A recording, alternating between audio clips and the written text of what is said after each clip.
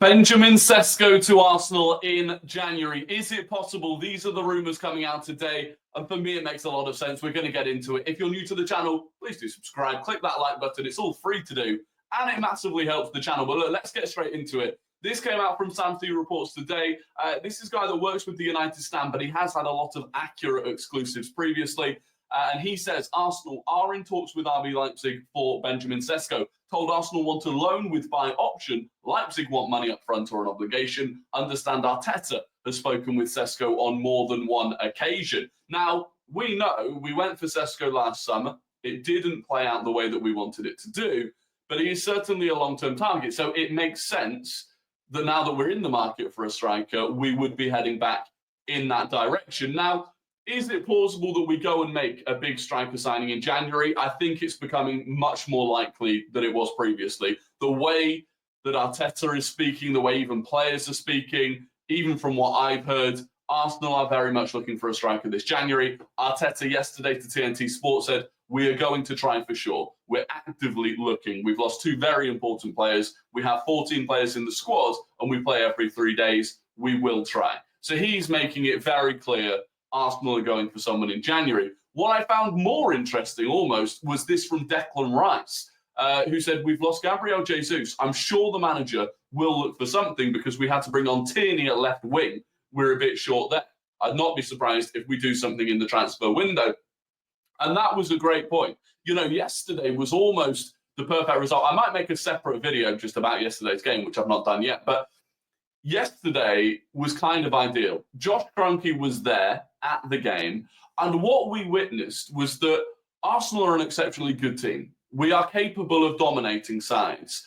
But our lack of attacking options, our lack of attacking depth is very capable of costing us games. And whilst it didn't cost us yesterday, which is ideal, it demonstrated, I think, to Josh Kroenke that it is probably going to cost us at some point. The number of missed chances, missed opportunities, failing to link up play correctly when provided opportunities by Spurs, it could have cost us. We came away 2-1 winners. We could have walked away 4-5-1 winners, and we didn't. And then to top it off, the fact that Arteta has had to bring on Kieran Tierney at left wing, again, just demonstrates how short we are in that position. You're talking about bringing on a left back, left wing, who's a player that, to all intents and purposes, has no future at the club. And if it wasn't for an injury at the Euros last summer, probably wouldn't be at the club. I think that is the point here. So all roads lead to a striker, I think. Maybe a left winger as well. You know, if we look at bringing in Sesko on loan, does that mean, is the reason that we want to loan Sesko and then buy him in the summer because we want to do a permanent move for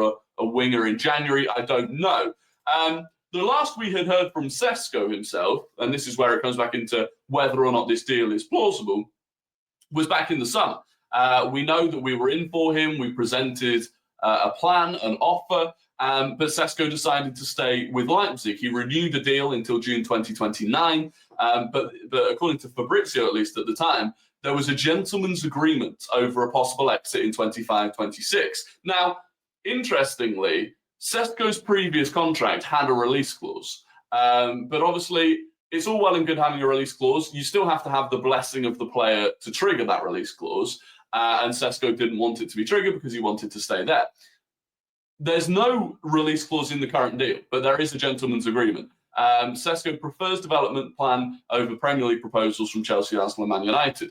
Now, that was fair enough at the time, but I think now is the time that you make the jump. Ultimately, if in his head, if his plan was, I'm going to stay here, I'm going to develop for another year, and that made complete sense because he was the main starting striker at Leipzig, whereas there was no guarantee of that either at United, at Arsenal, or at Chelsea.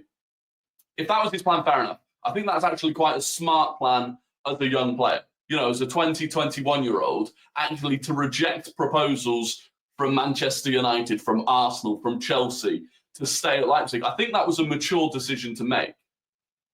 But if his long-term plan was, I'm going to move to Arsenal next summer or the summer afterwards, then I think you have to do it now, because that means he's planning on being an Arsenal player, which means Arsenal's, future hinges on him.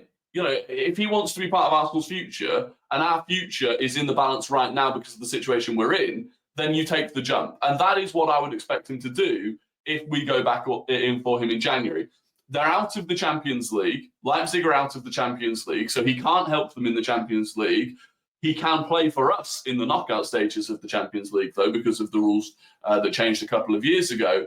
So I just think it all makes sense. And now, because of the predicament that we're in, he will come in and get plenty of game time straight off the bat. It will give him a few months to kind of settle in, then have a whole summer, and then really get going next season anyway. I don't think there would be an immense expectation on him if he came in January.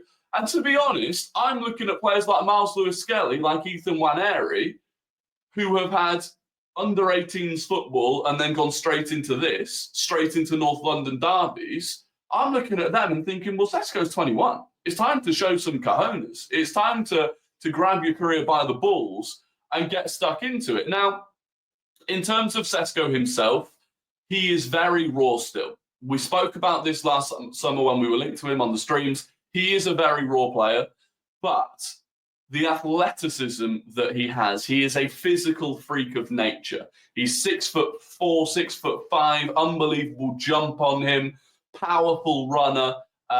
He's got an unbelievable strike on the ball. You know, we have very few natural ball strikers at the club, especially as strikers. You know, Trossard, I would argue, is probably the best that we've got of attacking players, maybe Saka as well.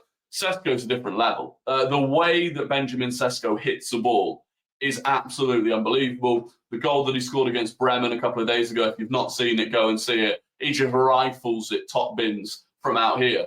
You don't see Arsenal players doing that. So I would love to see him come in. And there's a few other things that we're going to talk about as well, because I think people have a misconception about Sesko's finishing ability and what he's like. A lot of people I've seen referring him to like as a Havertz 2.0 couldn't be further away from the truth. I think maybe people's only real perception of him is probably games in the Euros where he wasn't fantastic. I mean, you still saw he could hit the ball well, but he missed a few chances. And then maybe Champions League games. And then you're looking at games like Real Madrid over two legs last season, where, again, his finishing wasn't brilliant. But actually, if you break down the stats, his finishing is very good. And I find this interesting. In fact, we'll go to Sesko's stats first before we come back to the Isak point, because I do think that's interesting. But for me, you know, he's got 8 goals. He's got 8 goals and 2 assists in 16 starts in the Bundesliga so far this season. He actually started the season very slowly. We talked about how slowly he started this season, but he's firing now. In fact, he's scored 6. He scored in 6 of his last 7 games for Leipzig. 1 goal in each of them. He actually got sent off yesterday against Stuttgart, having already scored. But this is what I like: 8 goals from 4.39 XG so far this season. And this is where he's different to Kai Havertz, because he doesn't actually get that many chances, but he takes an awful lot of them. You can see from this map, like he's not taking a huge number of shots. He loves to have a shot from outside the box, which I like. I think we need to do that more often. But yeah, he's capable. And I think the previous season, it was even better. The previous season in the Bundesliga, he got 14 goals from like 7.5 XG. This season and last season combined, he's got 22 goals from 12 XG. He massively overperforms, which is something that we need. There are some numbers in here that you do find slightly worrying, I think. Obviously, he's not playing long balls. His passing accuracy could be better. He's not a massive playmaker, but that's not what we're bringing him in to do. And there are elements of his game that I think are worse than Kai Havertz. Link-up play. I think Kai Havertz is a better link-up player. But if you're looking at bringing someone in that can stretch defenses, in transition, his pace and power to drive with the ball is excellent. I think he's the one. And you look back through the last 3 seasons, and this is where I'm going to bring it into Alexander Isak. 18 goals, and he's on 12 goals from 25 games so far this season. Yes, he's very raw, but he is still only 21 years of age, right? Now, compare that to then Alexander Isak, who Arsenal fans want now. Okay, well, Isak, his seasons at Sociedad before Newcastle bought him, when we were interested in him, 16 goals, 17 goals, 10 goals in the season before Newcastle United bought him. And so what I'm seeing is a lot of the reasons that people are saying we shouldn't sign Sesko for, those exact reasons would have applied to Isak at the time. Young, still a bit raw, not proven himself in the Premier League. Is he physically capable? Because Isak has always looked quite skinny, lanky. All of these reasons, the exact same people who now want Isak wouldn't have signed Isak for. But then now they go, oh, why didn't we sign Isak from Sociedad? Why did we let Isak go to Newcastle United? For the exact same reasons you're talking about Benjamin Sesko now. Oh, let's go and get Gyökeres because he's 26 and he's proven and he can hit the ground running. Fine, but that's not the long-term plan. And I say that as someone who has been captaining the Gyökeres team train for a year at this point. I still think that if the ambition was to go and get Benjamin Sesko, and we know the ambition was to get Sesko last summer, then you don't deviate from that plan. Yes, we need to get someone now, which maybe we weren't anticipating. But you can go one of two ways. You can either bring the plan that you had forward to January, or you can completely deviate from that path, and you can go and get Osman or Gyökeres, Vlahovic. We keep getting linked to because Juventus now want to get rid of him because they're bringing in Kolo Muani. See, we were linked to Johan Vissa today, which was an interesting one. Don't think it will happen. But the point is, you have the plan, just bring the plan forward, and then you're still on track. In terms of why we want Sesko, the numbers guys love him. So the recruitment team, which was formerly, the recruitment team is led by Jason Ato. Previously, Jason Ato then fed into Edu.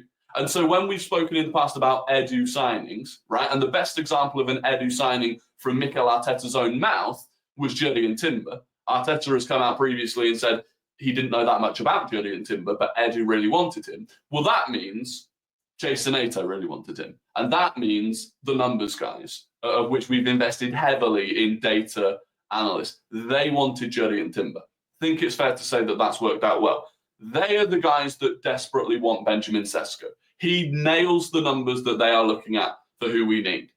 And so I just think it makes the most sense to go and get him. There are other options out there, sure. He is maybe not he's definitely not the finished article yet. But you don't want this to be another situation where you're looking back in 3 years' time, 2 years' time, going, oh my God, we could have got Benjamin Sesko and we didn't. So I think we go for it. And I would be absolutely buzzing if we did do it. I still think we need a winger. We've got Ethan Nwaneri coming back, who I think once he's back, will go back to starting on the right wing. But for me, if you could do Benjamin Sesko in January, you do it. And then you focus on a wing. So there we go. If you've enjoyed the video, please do like, subscribe. I'll be back with another one. At the very least, we'll have an Aston Villa preview tomorrow. There might be a little rundown of yesterday's game as well coming out later. But other than that, I hope you have a fantastic day, a fantastic evening, and I'll catch you all on the next one.